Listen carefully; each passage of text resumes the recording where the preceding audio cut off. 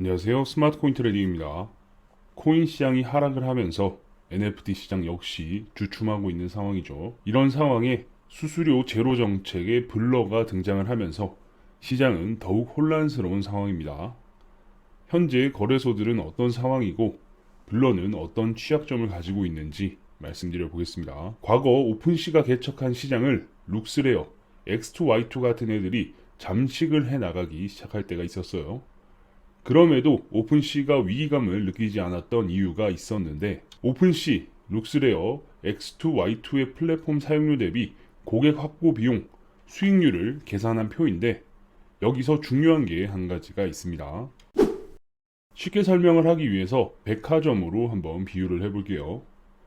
압구정 현대백화점은 전체 유동 고객 수는 적어도 최상위 VIP 비율이 높고 VIP들에게서 발생하는 매출 대비 백화점의 이익이 굉장히 높습니다. 그래서 절반의 고객에게 혜택과 사은품을 뿌려도 충분히 남는 장사가 되기도 하고 고객들의 충성심을 높일 수 있는 거죠. 그래서 오픈시는 압구정 현대백화점과 비슷한 포지션입니다. 룩스레어는 판교 현대백화점과 유사하다라고 말씀드릴 수 있는데, 판교 현대백화점은 푸드코트에 정말 사활을 건 것 같은 느낌입니다. 지금도 핫한 가게들로 꾸준히 물갈이를 하는 탓에 늘 새로운 음식과 잘 나가는 음식점이 공존을 하죠. 그렇게 룩스레어는 일단 영양가 없는 고객들을 포함해서 방문객을 많이 늘렸습니다. 덕분에 오픈시만큼은 아니지만 그래도 상위 50% 기준으로 볼륨 대비 오픈시 대비 절반 정도의 수입이 나왔고, VIP 장사 비율은 조금 줄어도 VIP를 제외한 95% 고객 기준으로 잡았을 때는 오히려 룩스레어의 매출이 더 잘 나오고 수익도 오픈시와 비슷했습니다. 이렇게 룩스레어는 자기만의 포지션을 나름 잡은 거죠. X2Y2는 좀 애매해요. 분당 야탑동에 위치한 NC백화점의 비유가 가능할 것 같은데, 야탑 NC백화점은 백화점이라는 표현을 붙이기에는 조금 애매하기도 합니다. 게다가 최근 백화점 천장에 금이 가고 무너져 내려도 장사를 하는 이런 정말 경악할 만한 일도 있었어요. PC방이 게임비가 아닌 음식과 주전부리로 수익을 내는 것처럼 X2Y2의 운용 방식은 좀 처참합니다. 결국 사람을 많이 모아서 NFT 거래가 아닌 상장을 조건으로 프로젝트 회사에게 무언가를 받거나 에어드랍 토큰을 팔아치우는 것을 수익으로 만들 수밖에 없었어요. 이런 식의 영업은 에어드랍 하는 토큰의 가치가 장기적으로 움직이냐, 마켓 메이킹을 할 돈이 있는지 등의 문제로 이어지게 되죠. 그런데 블러는 사업 자체를 치킨 게임으로 시작을 했습니다. 여러분, 일단 우리 다 같이 한번 굶어 죽어 봅시다 라고 하는 거죠. 사실 오픈시는 초기에 엄청난 성장에 힘입어서 코인을 만들어서 에어드랍을 하고 상장까지 했으면 더욱 엄청난 회사가 되었을 텐데, 또는 에어드랍뿐만 아니라 거버넌스 토큰을 만들어서 별도로 파는 방법도 있었겠죠.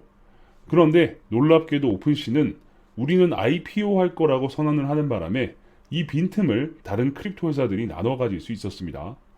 지금 생각해보면 코인을 무조건 상장을 했었어야 됐죠. 예를 들면 아주머니들의 영웅 임영웅은 행사를 뛰지 않습니다. 그러다 보니 다른 트로트 분야의 가수들이 임영웅의 빈자리 덕분에 다양한 행사로 수익을 어느 정도 챙길 수 있었던 것 같습니다. 하지만 임영웅은 팬덤이라도 있지, 오픈시와 같은 NFT 거래소는 팬덤보다는 편의성, 거래의 용이성, 성공률, 수익 등의 좌지우지가 되죠. 결국 블러가 탄생을 하면서 시장이 급변해버렸고, 오픈시도 어쩔 수 없이 수수료 정책을 바꾸는 등 시장의 흐름을 따라가 버렸습니다. 그러다 보니 이렇게 애니모카 브랜드의 모카버스도 민팅 일정을 미루고 NFT의 정책이나 코드를 변경하는 방식을 택하며 매우 혼란스러워 했습니다. 참고로 이 모카버스는 3월 20일에서 23일까지 LA에서 행사를 한다고 하네요. 게다가 문제가 하나 있는데, NFT 거래소의 에어드랍 토큰은 거래소의 수입과 비전이 함께해야 롱런할 수 있는 건 당연한 상식이니까 패스를 해도, 중요한 건 에어드랍을 받은 고객들의 성향에 따라서 거래소 토큰의 향방이 갈리게 됩니다. 예를 들면 룩스레어에서 거래를 통해 에어드랍 받은 토큰을 홀드하는 비율은 40.3, 덤핑하는 비율은 59.7%고 X2Y2의 유저는 에어드랍 받은 토큰을 14.1%만 홀드하고 나머지 85.9%는 바로 덤핑을 했습니다. 거래소별로 이렇게 비율이 다른 이유가 뭘까요? 그리고 NFT 보유를 통해서 에어드랍을 받았으면 에어드랍 받은 토큰을 홀드하거나 덤핑을 한 다음 다른 NFT를 사줘서 거래소의 유효 고객으로 꼬린을 해줘야 하는데 이 부분에서는 모두 실패를 했습니다. 에어드랍 받고 바로 매도를 하고 그 돈을 출금하는 시장의 체리피커만 남아 있는 거죠.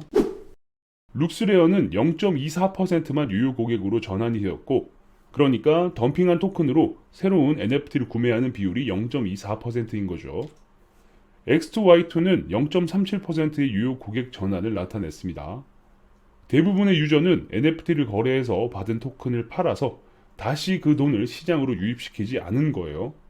그러니 실질적으로 거래소의 장기적 비전 이런 걸 떠나서 그냥 매도 물량 앞에서는 장사 없는 이런 사이클에 빠져버린 거죠. 문제는 기본적인 수수료 모델 자체가 제로인 블러인데 블러 에어드랍 토큰의 덤핑 비율이 결코 낮지 않습니다. 블러는 현재 가격 덕분에 좌측 그래프에서 우측 그래프 형태로 손익 비율이 보정이 되었습니다. 바이에서 셀과 에어드랍을 뺀 비중이 마이너스가 나기 시작하면 블러의 상황은 계획과 다르게 급격하게 거래량이 줄어들고 유저들의 이탈이 발생하게 됩니다. 결국 블러팀은 블러코인 가격을 상승시켜서 다른 거래소 유저들을 더 끌어와서 다른 거래소들이 빨리 굶어 죽게 만들어야 하고, 오픈시의 경우는 아직까지 회사의 유효자금이 넉넉할 테니까 제3의 팀을 통해서 블러 에어드랍 토큰 물량을 최대한 많이 확보한 다음 덤핑을 하게 되겠죠. 그럼 블러로 몰리던 고객들은 다시 제자리를 찾아가게 될 겁니다. 블러에서 에어드랍 받은 거 무조건 박살난다 라는 여론이 생기면 많은 이탈이 발생하게 되겠죠. 정리를 하면 결국 모든 것은 블러의 가격에 달려 있습니다. 덤핑 비율까지도요. 아마 유저들은 단순 에어드랍을 받을 목적으로 블러에 모였을 수 있지만 거래소들은 공격과 방어 중이지 않을까라는 추측이 됩니다. NFT 시장이 활발하게 돌아갈 수 있었던 이유 중 하나도 창작자의 일부 수수료가 돌아감에 따라 마켓이 활성화되고 더 많은 작품들이 나오고 지속적으로 관리가 되고 더 많은 창작자들이 오픈시와 같은 거래소를 선호한 이유기도 하죠. 하지만 거래소들의 치킨 게임으로 시장 전체가 흔들리고 거래소에는 체리피커들만 남아서 생태계 활성화를 위해 에어드랍 해주는 토큰들도 받는 즉시 매도하고 출금을 하면서 이렇게 악순환에 빠져 있는 상황인데, 부디 좋은 해법을 찾아서 NFT 시장이 더욱 활성화될 수 있길 기대해 보겠습니다. 계속해서 여러분들께 다양한 정보를 알려드릴 수 있도록 하겠습니다.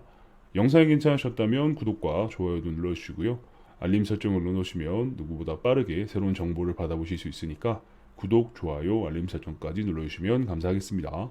그럼 전 다음 영상에서 뵙겠습니다. 감사합니다.